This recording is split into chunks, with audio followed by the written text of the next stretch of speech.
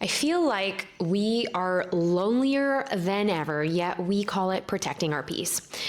I can tell you firsthand, it is not the flex that we think it is. Hello, Brave Table fam. Welcome to another episode of The Brave Table. I'm your host, Dr. Neeta, and this is your destination, your oasis to be all things just a little bit more brave. And today, I want to actually break something down. Are we lonelier than ever, or are we just creating boundaries that are making us more lonely?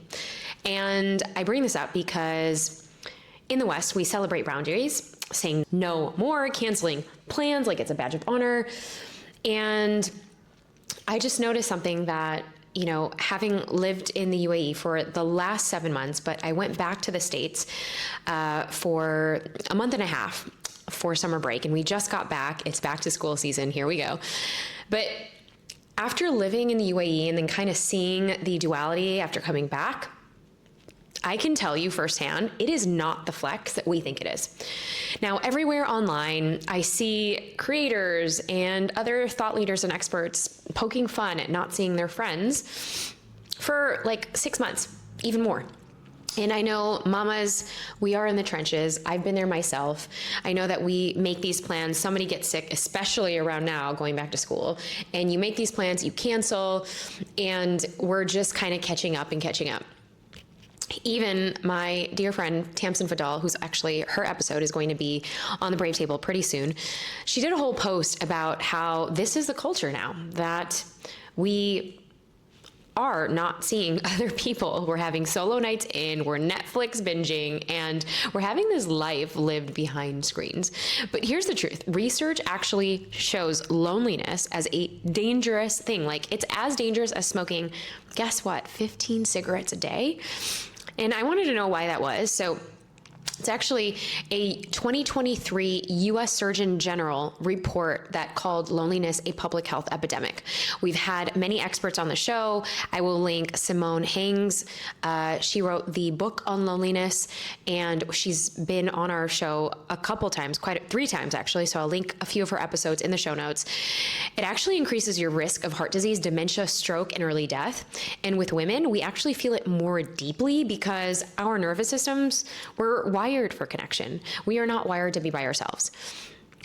And we aren't built to do life alone. And I can recall this when, over a decade ago, when I was actually doing my solo thing and I was traveling abroad, and I had traveled to somewhere about 45 different countries, and I was doing research before my first book, Emotional Grit. And I noticed that after a while, just meeting random people, it actually filled my cup to have random discussions with strangers wherever I was staying.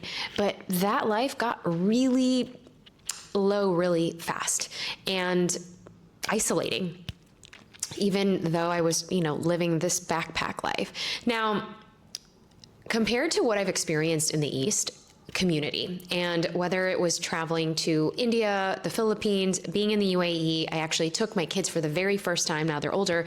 I took them to the Philippines to meet their family members, my aunts and uncles, titas, lolas, in Manila earlier this year, in June. And over there, community is not an afterthought. Literally, it's the fabric of daily life. I mean, our kids play together until dusk. They're bike riding together. They're, picking up sticks. Neighbors check on each other. They're bringing over the latest dish that they made. My mother-in-law was so happy when she was here in the UAE because people right across from her who are also vegetarian like she was were making all these dishes, and they would share recipes and go to each other's homes without having to schedule or call. They'd just drop in. And literally we would have a new sweet or mithai or burfi to try every day if we wanted. And meals are shared and not solo, and we don't have to pack it all in and block it 6 months in advance. It's just like, hey, what are you doing today?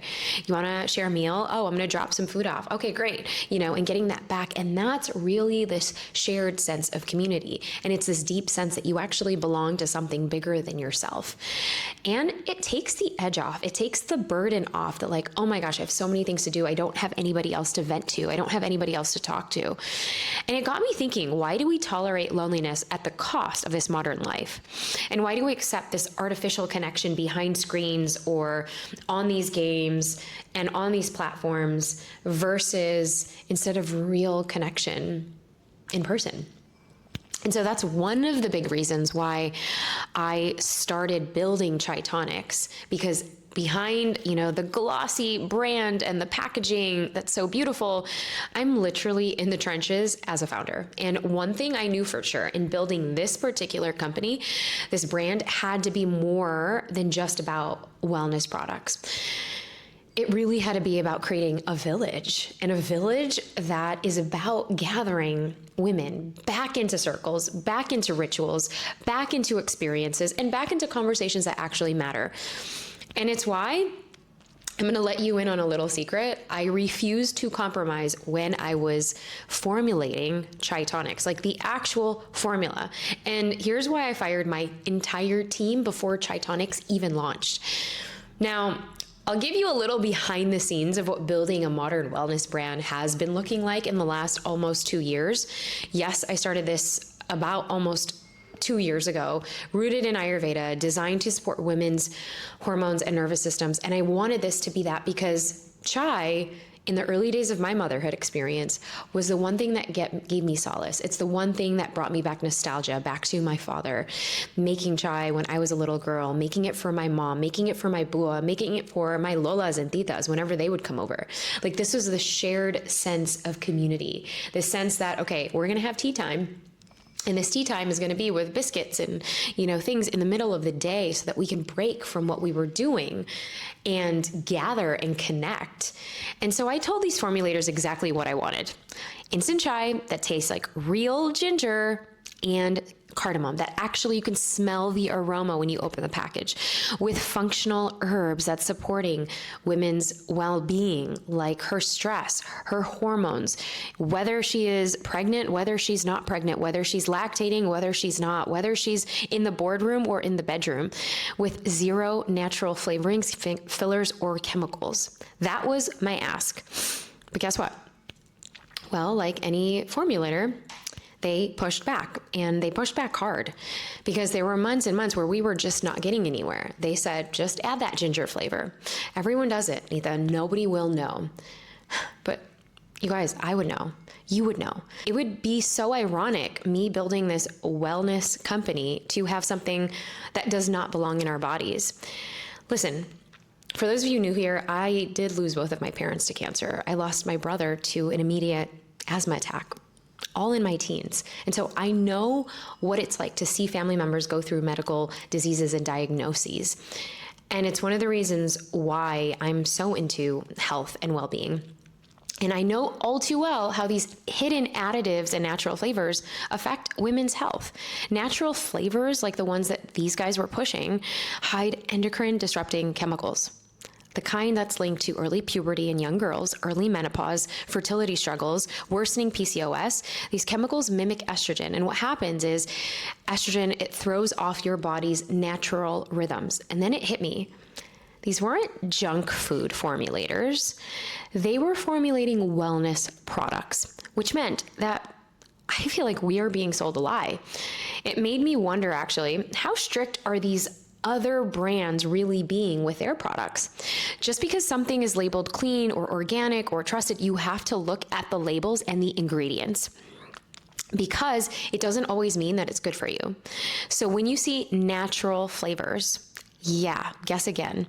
You want to double check, because in each natural flavoring or fragrance, there could be 100 chemicals, endocrine disrupting chemicals that affect us. So at Chai Tonics, we are so proud to have built a product that you can actually trust. And yes, it's taken so long. It's not just safe, but it's actually good for you. It actually tastes really good. So I fired that whole team. Not once, but 4 different formulators, 4 times. And even though going back to the drawing board, it felt like a defeat, and it felt like, is this ever going to actually get made? And I literally thought I threw the towel in when I was moving abroad. But it was so worth the wait, because Chai Tonics is exactly what I envisioned.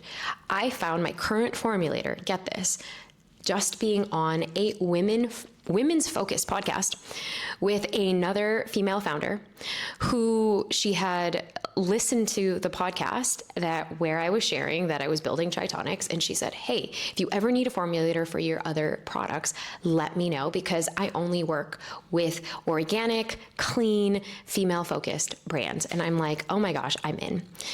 Because Chai Tonics is exactly what I've been envisioned now, and even more that I could have even imagined, because it's clean, vegan, instant chai with no fillers, chemicals, additives, no refined sugar, just whole crushed herbs, real spices, and a whole 1 gram of sweetness from natural sweeteners like dates, jaggery, and monk fruit. And dates and jaggery, well, they help support your blood glucose, so it's not spiking your blood sugar. This isn't just tea, you guys.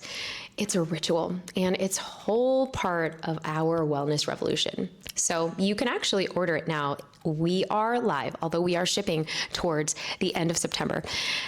And let me tell you, I don't know if you're watching this for the first time or you're listening to this, have you noticed any other hidden ingredients that you've discovered in your food or drinks lately, or maybe the things that you put in your bodies like fragrance or daily products? I want to talk about this. I want to keep the conversation going. Drop it in the comments on YouTube if you're watching this on YouTube, or let us know on our DMs at Neeta Bhushan or The Brave Table on IG. And I just want to close the loop here, because rejecting fake connection and fake ingredients, by rejecting those things, we actually start reclaiming something real. We get a healthier body, a deeper community, a slower, more intentional life. And wouldn't we want that all for our children as well? And here's the kicker. The same way hidden chemicals sneak into healthy products, well, toxic patterns sneak into our relationships, draining us without even realizing it. So in my next video, I'm breaking down how to spot the subtle ways your nervous system is being hijacked by the people around you. Yes, and what to do about it. So click here to watch that next. Go ahead and share this with a community member, somebody that you think could benefit from this. And I will drop all of the links in the show notes, chaitonics.com. Use BRAVE, code BRAVE at checkout for 15% off. I will see you next time. You know I've got so much more in store for you. So if you are really ready to dive in and keep owning your emotions like the boss that you are, click right here. Go ahead, don't be shy. I'll see you in the next one. Keep shining.